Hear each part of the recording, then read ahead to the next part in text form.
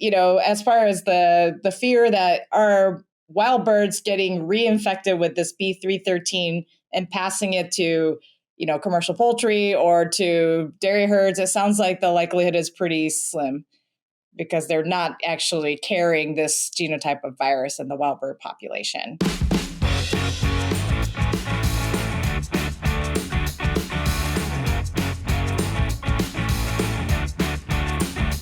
Welcome to the Poultry Podcast Show. Today I'm here again with Dr. Yuko Sato. Welcome back. Thanks, Liz. I'm really excited to chat with you about some updates in the avian influenza realm. So I kind of want to hear, I know recently you went to AAAP. Poultryland already has all of these ideas about avian influenza, but what are the big updates? What are the big things that you heard just recently? Yeah, thanks for the question. I've got a couple, so I'll start with some of the big ones. So there's some ongoing studies that are going on because there's a lot of questions that we don't understand about this virus. Something that's probably more related to my field of work because we've done some wild bird surveillance work. So the dairy H5 has started to be kind of on the surface in March. And so APHIS has done some wild bird surveillance between April and June of 24. And they sampled over 5,000 birds, like wild birds around the area. And so the genotype of this like dairy H52344B is called B313. So I'll kind of reference that as we talk about this. They, out of all of the samples, they found no B313 positive samples from these wild birds.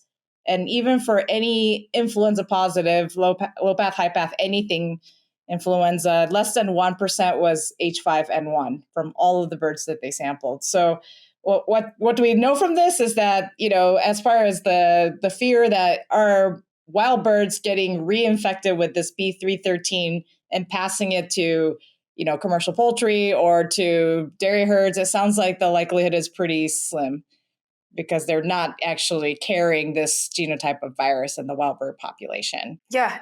And do they sample live birds, or is it, like hunters come and they send a bird in after, they harvest? So it's both. So they do hunter harvest and they do some live capturing as well. So both of them were done. Some of the other interesting stuff, there's more, there recently over that time, like aside from dairy cattle, there's been other mammalian detections of this virus. And so the two that kind of made the press, one was back in around spring break. We had a Minnesota goat herd that was testing positive, and they had some goats that had some neurologic signs, or the kids that came out of pregnant goats that had neurologic signs, and they actually ended up all dying. And this was related to a flock of birds that were depopulated, but they did not find the B313 in this goat herd. But what they did find was a genotype 3.6, which is related to B313. The interesting catch is these goats that aborted or not aborted, had some stillbirths, and some neurologic goats also had Q fever. So they had some comorbidities going on with this herd. Yeah. The more interesting one is in May in Idaho, there was a herd of alpacas that actually tested positive. But this one did have B313 genotype, but they didn't have any comorbidities. And there were other backyard birds. I think there were chickens and ducks on this premise, and they did get sick and they were depopulated from this event too. So that's kind of the interesting stuff that's going on with this virus that we're trying to understand at this point. Yeah. Boehringer Ingelheim develops poultry vaccines of unparalleled quality with a focus on prevention and control across a wide range of diseases. We deliver unique, sustainable solutions for broilers, layers, breeders, and turkeys. Our veterinary network brings unsurpassed knowledge and experience, helping producers make smart, innovative, science-driven decisions to improve bird health and performance. For more information, visit poultryhealthusa.com. So with this particular virus that seems to be able to move into other species, how do you think it's getting to the site if the wild birds are not carrying it? Yeah, so I think the epi study that they did with like the Michigan case study has a lot of information, like kind of rehashing some of that stuff. But the in general, the virus isn't shed in very many places aside from the udder. So another interesting fun fact is they're doing some challenge trials to reproduce the signs and virus replication in the cattle. So what they did was they got this virus and they gave it nasally to the dairy cattle, and they're actually not able to make the virus go to the udder. So what they did was they were able to reproduce it by giving intermammary inoculations, and that's when they were able to get virus produced in the milk. Yeah. And it seems like once it's there, it has a pretty high affinity there, and they'll shed virus pretty significantly there. And I think from all of the epi studies, and another fun fact is like if you have dairies that are robotic, it seems like the spread between the herd is actually pretty slow. So there is some evidence that says like robotic dairies, proper sanitation in between the milkings with the machinery, a lot less people handling it. So I think the transmission is most likely through milk. Yeah. So I think, do you have data that kind of shows the prevalence of that particular virus from sampled dairy herds? Is it higher than we expect, or?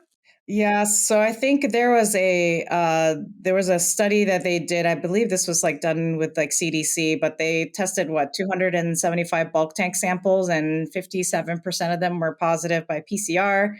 Out of the samples that were positive, 24.8% of them were positive by virus isolation.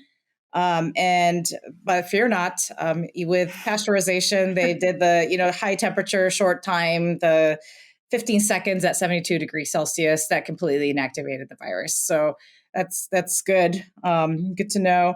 They've also done, I believe, some meat studies as well, too. So they kind of looked at retail hamburger studies. I believe there was a study where they got kind of ground beef, and at 120 degrees Fahrenheit, they were actually looking at whether or not you can reduce virus or kill virus. And it looks like 120 is not enough. So if you cook hamburger at like the 165, it'll kill the virus. But depending on but there's a lot of caveats to the study, like how thick was the patty, like how evenly distributed it was, yada, yada, et cetera, et cetera. So there's a lot of caveat to that too. So lots of different studies going around, but kind of take all these studies with a grain of salt, look at the specs of the studies done and how it was conducted. And, whether or not it was PCR positive, meaning there's RNA particle present, but no viable virus, versus like a virus isolation positive where there's actual viable virus. So yeah, lots of teasing out data and, like careful what you read kind of deal. So. Oh my gosh. Yeah. So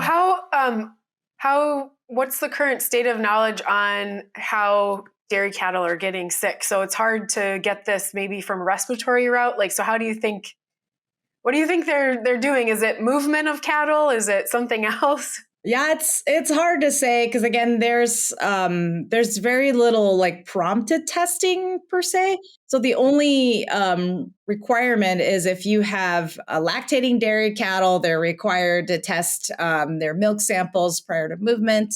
And if there is a positive, they don't put any movement restriction either. So they just, there's no quarantine, there's no, restriction of like other cattle on that herd that's not lactating from moving, et cetera. So who knows who's shedding, who's carrying, who's contaminated from, other things, et cetera. But there is definite evidence that they're transmitting cattle to cattle. So there's that evidence there as well too. And again, as I'm learning too on like how cattle movement goes. So when in my previous life, when I work with dairy cattle, I didn't really talk about how frequently cattle move, but now I'm learning that, they're moving pretty frequently by the truckload, which is like 20, 30 head at a time.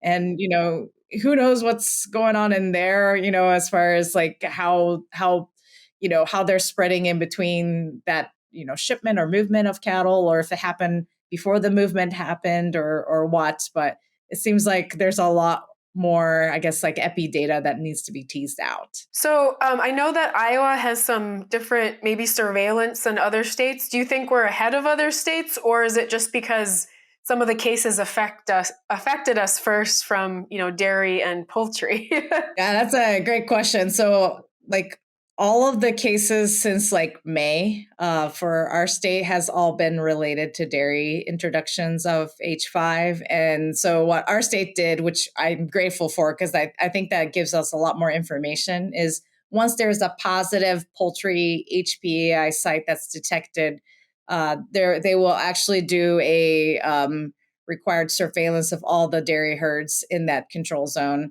And so that's how we were able to find dairy herds that are positive with it, whether, it happened before or during or after, who knows what, but we're actually up to, I believe, 13 herds that are positive in the state of Iowa. And I'm not sure very many states are doing that, but maybe that will prompt some states to do that.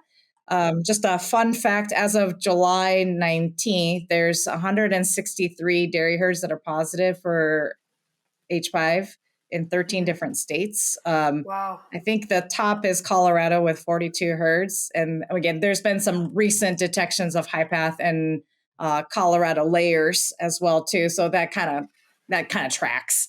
Yeah. There's also been pullet flocks that are associated with it that are now testing positive as well too. So I'm sure, that kind of prompts you a little bit more information on, if there's positive shedding in dairy herds, that's another potential biosecurity point to worry about as a commercial poultry industry, which is scary to think, because if you asked me 10 years ago, hey, I have cattle and I have chickens. Do I need to worry about something? My probably initial thought would have said, you know what, maybe salmonella, but like if they asked me like, how about high path? I'd be like, nah, whatever, but look at this world today. It's hard to predict, right?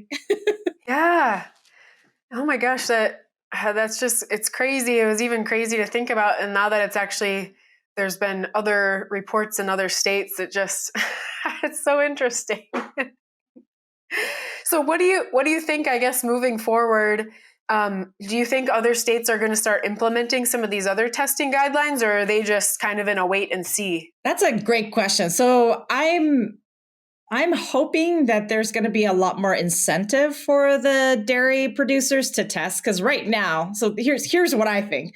This is my opinion only, but the poultry producers have a pretty good incentive to test, right? So if they test positive, the consequences, they would have to depopulate. But the thing is, they don't want to spread the virus. B, birds are going to die anyway. So what's the point of waiting around, right, to see if the virus is high path or not? So early detection is going to be imperative for that.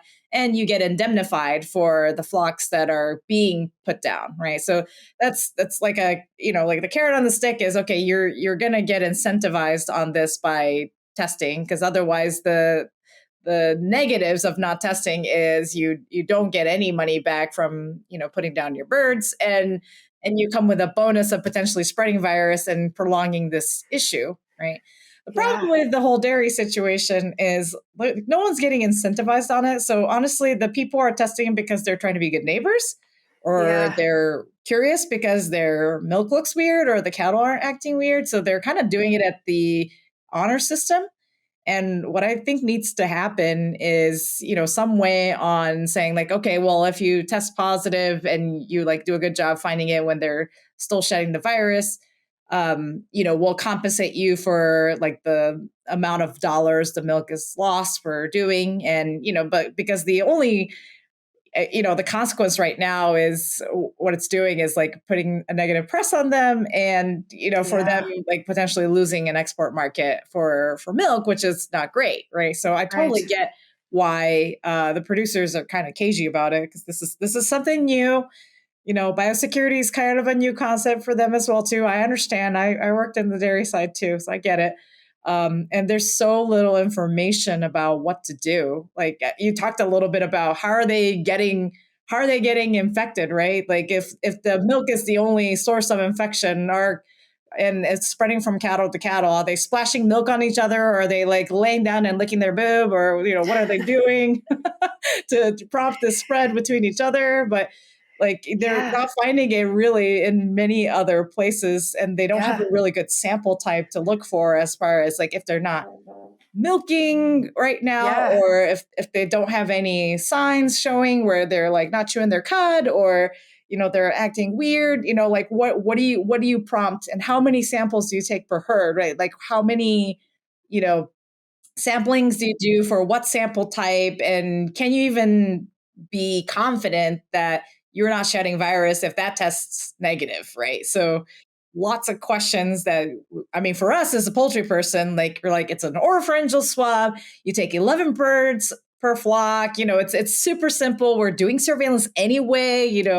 There's blood samples, all this stuff. So like a lot of that's pretty easy for us, but for the dairy person, it's like, we're just still trying to understand it. And if we find antibodies, I was like, okay, we got exposed, but are we currently shedding the virus? That's a big question mark. So, what do you do with that? And can these herds get reinfected or not? And how long did they carry the virus? There's all this information that's still missing. So is the poultry PCR, is that reliable for testing any sample? So are you using the same tests as you do for poultry as you are in dairy, just because the isolate? Yeah, there's a screening PCR that's actually for influenza A that we do for like all mammalian species. So we do that for like swine as well too, to test for swine influenza. So that's kind of the blanket screening PCR. So if that tests positive, there's a specific one for this clade virus, which is the 2344B. But there's also the H5 subtyping PCR. So we kind of run those concurrently to see like, okay, do you have flu or not? Like pregnant or not pregnant? Yes or no? And then kind of go from there. Like, okay, what flavor do you have? Is it the 5? No, then it's probably something else. And if it's, H52344B, then this is this current strain of virus. And then the detailed report actually comes from our neighbors down the street at MVSL. They do whole genome sequencing of the virus, depending on the, the CT value of the PCR results. And then they can get a lot more information to classify this to a genotype that's related to the strain. So do you do that for every positive like H5N1 sample, or is this just a normal screening practice to kind of follow flu? So we actually are required as a Nolan lab. So if we get any flu detection, whether it's negative for H5 or not, that all goes to MVSL for confirmation anyway. So, yep. Yeah, irrespective of what it is. Yep. It's a great data collection method. Yep. What's interesting about this virus, though, is like, one thing we all know about influenza is it keeps on changing, right? Yeah. But what we do know about this B313 is it seems to be fairly consistent, meaning there's talking to like someone like Dr. Mia Torchetti at MVSL, she was saying like, it's surprising how little this virus has changed. Yeah. So it's not mutated, which may be good or bad or indifferent, right? But that's something that they're probably tracking over time to see, like, is this virus going to change over time? Because I think the big fear that everybody's thinking about is like, is this going to be something that's going to be zoonotic to people? And how bad is it? Is it going to be like overseas where people are getting sick and dying? That's probably what people are thinking about. Because like, how do we warn, producers or people who are interacting with potentially infected herds or birds, right, to properly equip themselves with PPE to, handle them. So is this the same strain that has been circulating like consistently since last fall, kind of the beginning of the migration? So the 2344B, that's like cladovirus has been the same, but this is a different genotype of virus. Yeah, so that's how they've been able to say like, is this related to dairy cattle or not? So if you find that virus in that genotype, then they can say, yes, it's related to dairy. And if it's not, it's not. So it's a pretty clear-cut thing. And the other thing that kind of helps us is we're in the summer. It's fairly unusual for the poultry industry to continue to have virus positive during these summer months where so the like 30,000 foot pole like overview of viruses in general. So there's like DNA viruses and RNA viruses, right? So DNA is pretty stable, so it's pretty strong. And then there's RNA, which is what influenza is. similar to COVID, it's pretty wimpy. It's pretty easily inactivated. So in the summer months, viruses usually don't like heat and it's dry. So they usually get inactivated pretty quickly. The other thing is influenza is an envelope virus, which sounds like it has a layer of protection, but actually what it is quite the opposite. So they have this envelope, and once that envelope is damaged, it actually inactivates the virus. So it's a super unstable RNA, wimpy envelope virus. So in theory, it should be easy to kill the virus, but there's a lot of it. So that's probably what makes it infectious and still, spreads from herd to herd. So again, it's one of those where that should be coming into favor in the summer where it's hot and it's dry and it's like 1,000 degrees outside and the virus is like, I can't stay in this environment. But, again, if it's going from, animal to animal and maintaining this host, like it's a little bit insulated. So do you think, I can't remember when the last poultry flock was positive, but do you think that it has to do with maybe a host that's maintaining it and then some sort of people or machinery or, other inanimate object movement? Like what's the last, was it within the last couple of weeks there was a poultry flock? I mean, it hasn't been as frequent as it was this spring for positives in poultry. Yeah. So, I mean, now I think like we used to know like the epi curve of the virus because it like usually goes along with spring and fall migration of wild birds. But with this whole linchpin, it's kind of a little bit messed up right now. The last detection was actually July 19th. It's a flock in Colorado. It's a pullet flock actually related to the layer flock that was positive on the 16th. And there has been, again, quite a bit of number of dairy herds that are testing positive, probably related to this this event that happened as well too. Yeah. So again, how they spread it, my sense is it's probably from people, it's my guess. And any kind of movement, again, any kind of risky event is like movement of cattle, maybe if you're moving birds even, or just kind of equipment, vehicles, etc. So I think it's probably that. There's been some speculation of aerosol as well too, but again, I don't know. I mean, is that viable virus spreading or not? If there's a lot of it, I can believe it for sure. But, if that's the only way of spreading, I don't know if that's a little bit too weak of a, like an inoculation dose per se. But, sure. For timing. Yeah. Yeah. And how, the cattle herds are getting infected too. Like they probably would need to get it somehow.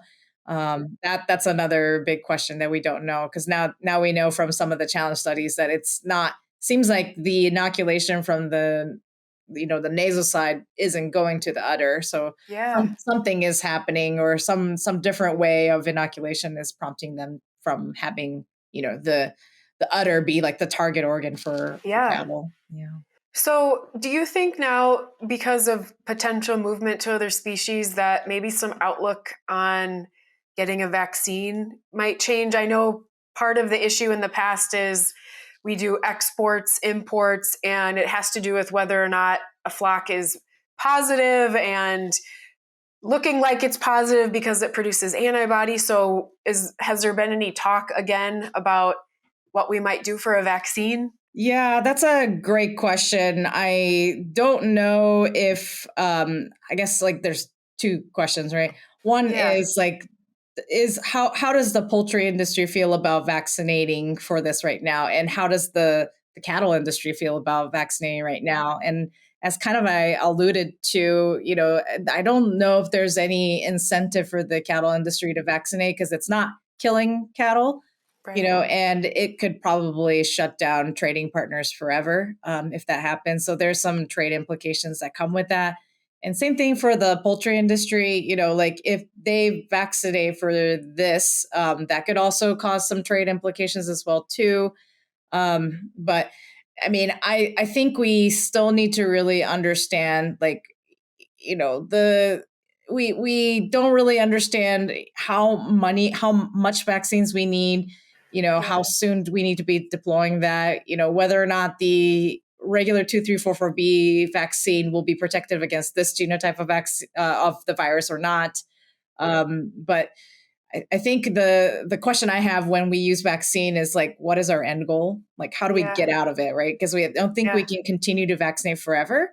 So, how do we get out of a non-vaccinating status at the end of the day is kind of my question. And again, I think a lot of people that are way smarter than me are working on this right now, but I think there needs to be a lot of conversations.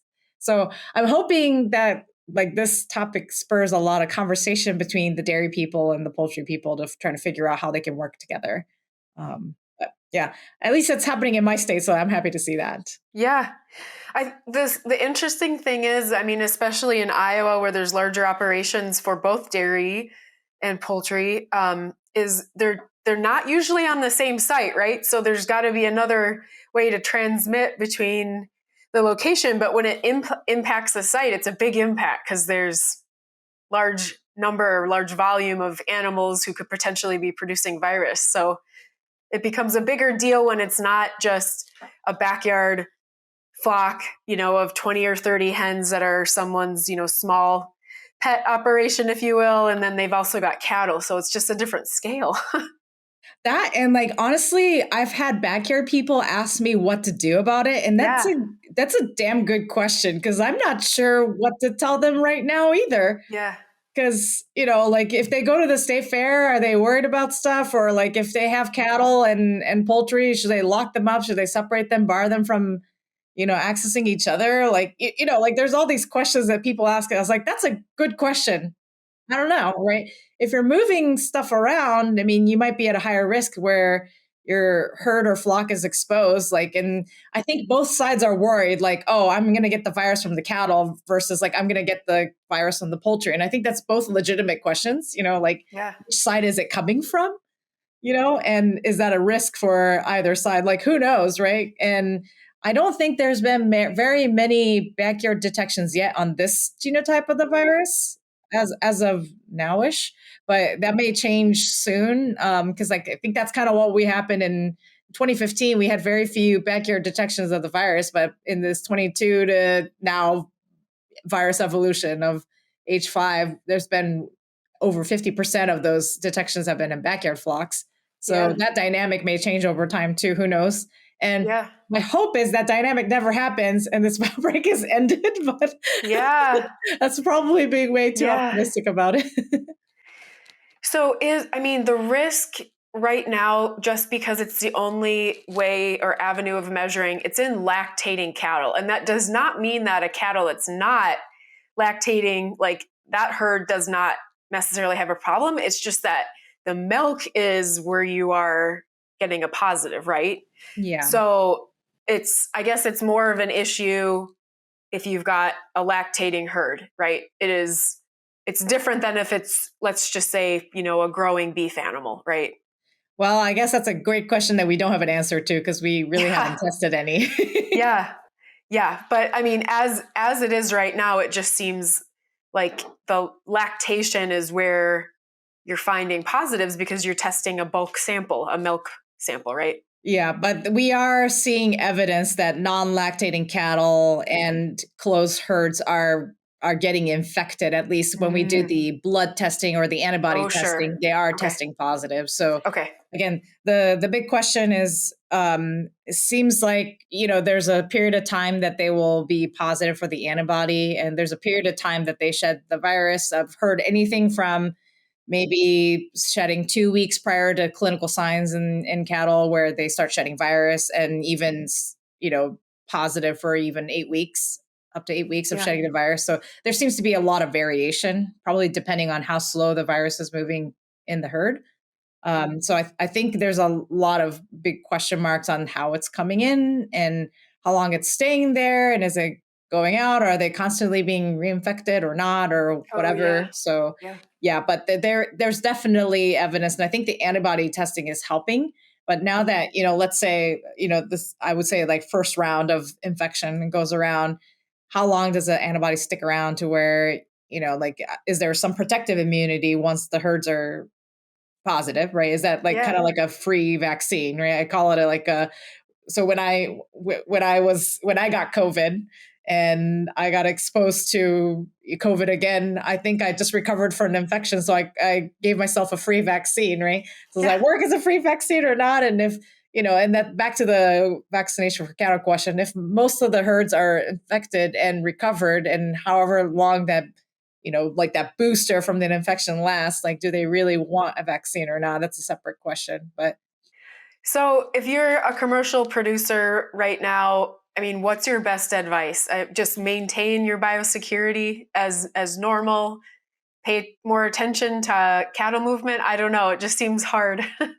Yeah, I think what some companies have been doing, especially if you have workers that cross between, the different industries, what people have been doing is perhaps looking at, if there's repurposing of personnel, like let's say, for example, you work part-time at a dairy and you also work for a poultry operation, making sure that person doesn't do live animal work on both sides and maybe do more paperwork type stuff or QA/QC that's not related to physically going to the sites, So there's ways to kind of mitigate that risk, but it's hard to say because some of the risk is like, oh, I live in the same quarters as this other person. We never thought about this, type of thing. Or, like I drive by a place on the way to work, that could be a risk too. Right. But I think just talking to people and trying to figure out the links, I think the epi analysis that they did with the Michigan situation is probably some of the helpful information out there. And I'm sure there's more coming out of it as well too. And I believe multiple states are working with infected flocks and herds to kind of figure out like how they could have tied these events together. But a lot of it is probably circumstantial as well too. So I would say for the commercial industry, I would say keep up the great work. We're on our side in the scientific field. We'll try our best to find, like evidence-based medicine to support what you're doing, and hang tight. And for our fellow poultry producers, like I think let's kind of lead or help lead the dairy industry through, because it's very similar to what we dealt with in 2015, where we were lost and in the dark. So I think they're in the same situation we were. So I think kind of being at least a little bit of a mentor, I suppose, in this outbreak mitigation and, prevention control strategies. I think there's a lot they can learn from our end. So continuing to talk within the industries to each other to kind of help get new ideas as well too. And I'm not just precluding it to dairy, like in the swine industry and other industries that dealt with similar contagious disease events, just something, new, novel, creative ideas to kind of figure out a way to kind of stop the spread, or at least work together. Yeah. Gosh, it's every day is a new adventure. It sure is. It's time for our famous three.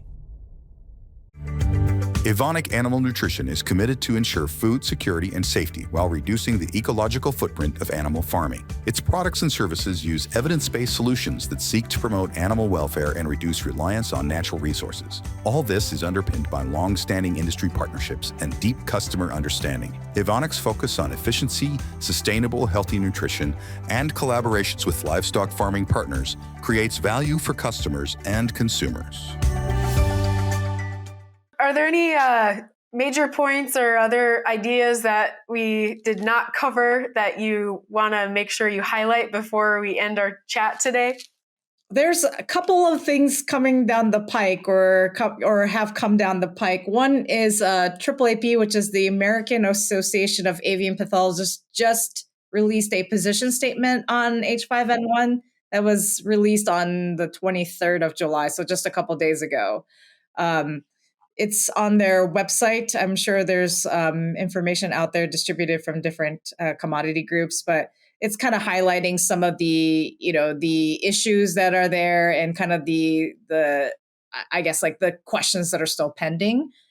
The other thing is there's ongoing studies with like the Southeast Poultry Research Lab at ARS, and here at MVSL, there's ongoing studies based on this, virus. So I think in the coming months, we'll get a lot more information, at least understanding, the host immune response interactions, or kind of like maybe a little bit about pathogenesis, and a little bit more about, I would say, a little bit more about how does this virus differ as far as the